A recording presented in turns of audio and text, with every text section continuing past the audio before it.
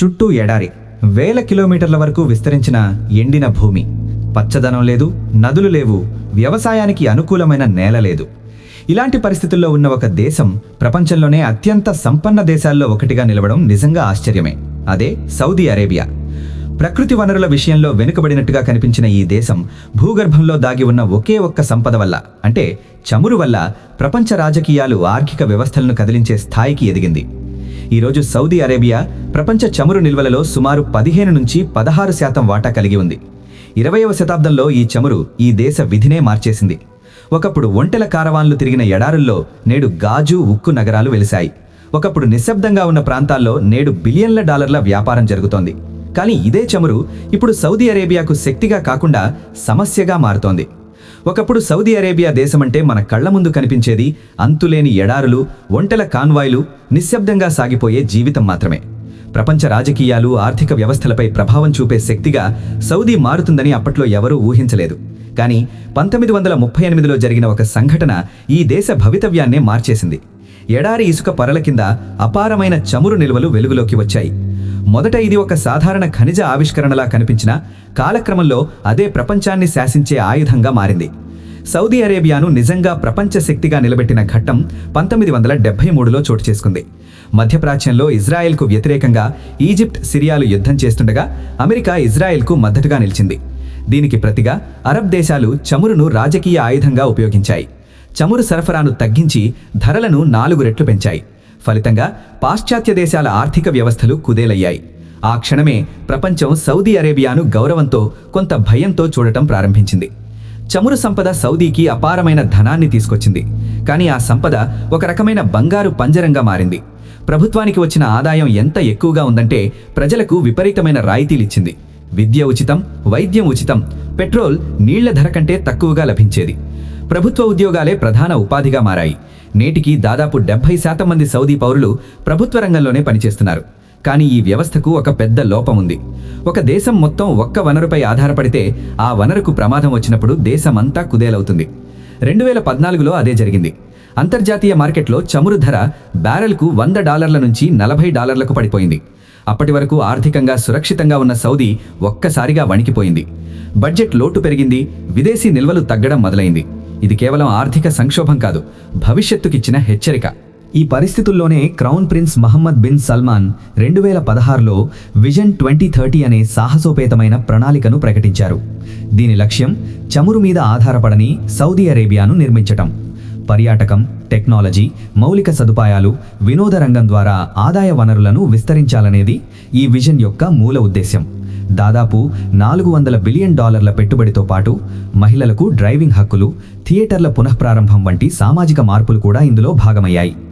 Vision 2030లో అత్యంత ప్రతిష్టాత్మకమైన project NEOM. ఇది కృత్రిమ మేధస్సుతో నడిచే భవిష్యత్తు నగరంగా ఊహించబడింది. ఇందులో భాగమైన ద లైన్ అనే ప్రాజెక్ట్ అయితే మరింత సంచలనాత్మకం. 170 కిలోమీటర్ల పొడవైన, రహదారులు లేని, కార్లు లేని నగరాన్ని నిర్మించాలని ప్రణాళిక వేశారు. దీని అంచనా వ్యయం $1.5 ట్రిలియన్. వినడానికి అద్భుతంగా ఉన్న ఆచరణలో ఇది తీవ్ర సవాళ్లను ఎదుర్కొంటోంది. 2025 నాటికి ఈ ప్రాజెక్ట్ వేగం గణనీయంగా తగ్గింది. మొదట 170 కిలోమీటర్లుగా ప్లాన్ చేసిన ద లైన్ను కేవలం 2-3 కిలోమీటర్లకు పరిమితం చేయాల్సి వచ్చింది. విదేశీ పెట్టుబడిదారులు ఆశించిన స్థాయిలో ముందుకు రాలేదు. అదే సమయంలో సౌదీ విదేశీ నిల్వలు వేగంగా తగ్గుతున్నాయి. ఒకప్పుడు $750 బిలియన్ ఉన్న రిజర్వులు ఇప్పుడు $400 నుంచి $450 బిలియన్ పడిపోయాయి. ఇక్కడే నార్వేతో పోలిక వస్తుంది. నార్వే కూడా చమురు సంపన్న దేశమే. కానీ వారు చమురు ద్వారా వచ్చిన ఆదాయాన్ని రోజువారీ ఖర్చులకు కాకుండా భవిష్యత్తు తరాల కోసం పెట్టుబడిగా మార్చారు.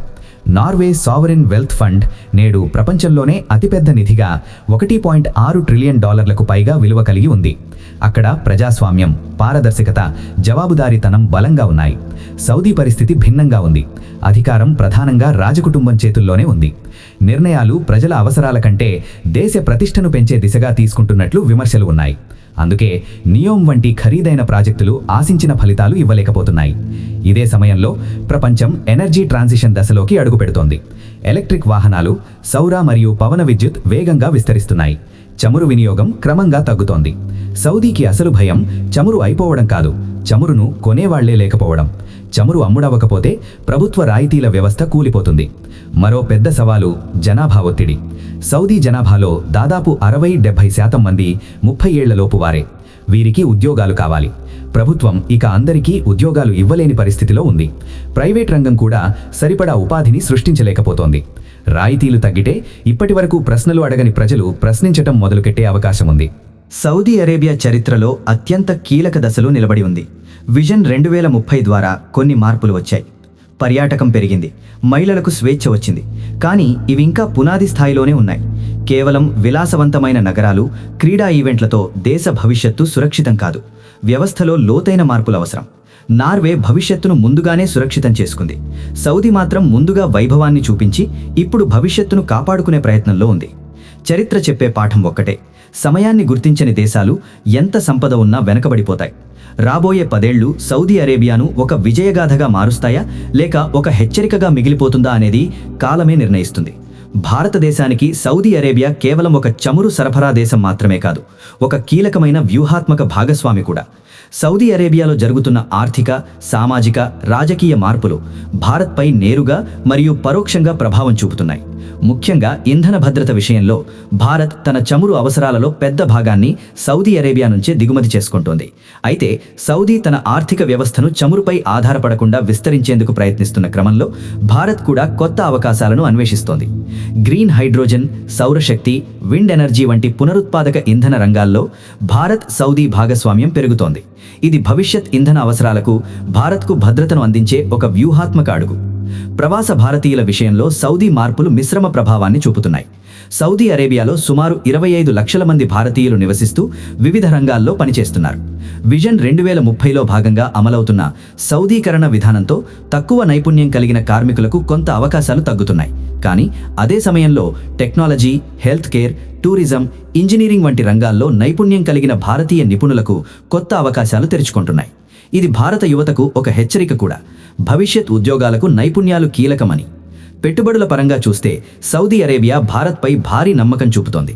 సౌదీకి చెందిన అరామ్కో మరియు పబ్లిక్ ఇన్వెస్ట్మెంట్ ఫండ్ వంటి సంస్థలు రిలయన్స్ మరియు టాటా వంటి భారతీయ దిగ్గజ కంపెనీలలో బిలియన్ల డాలర్ల పెట్టుబడులు పెడుతున్నాయి. ఈ పెట్టుబడులు భారత ఆర్థిక వ్యవస్థకు బలాన్నిస్తూ మౌలిక వసతులు, తయారీ రంగం, ఇంధన రంగంలో అభివృద్ధిని వేగవంతం చేస్తున్నాయి. ఇక అంతర్జాతీయ రాజకీయాల్లో సౌదీ అరేబియా పాత్ర కూడా మారుతోంది. దశాబ్దాలుగా అమెరికాకు అత్యంత సన్నిహిత మిత్రదేశంగా ఉన్న సౌదీ ఇప్పుడు చైనా వైపు కూడా సమానంగా దృష్టి పెడుతోంది. సౌదీ చమురుకు చైనా అతిపెద్ద కొనుగోలుదారుగా మారింది. చమురు వ్యాపారాన్ని డాలర్లకు బదులుగా యువాన్లో నిర్వహించాలనే చైనా ఆలోచన ప్రపంచ ఆర్థిక వ్యవస్థలో డాలర్ ఆధిపత్యానికి సవాల్గా మారుతోంది.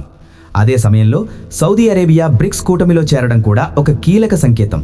ఇది సౌదీ ఇకపై కేవలం పాశ్చాత్య దేశాల ఆదేశాలకే పరిమితం కాకుండా తన జాతీయ ప్రయోజనాల ఆధారంగా స్వతంత్ర నిర్ణయాలు తీసుకుంటోందని సూచిస్తోంది.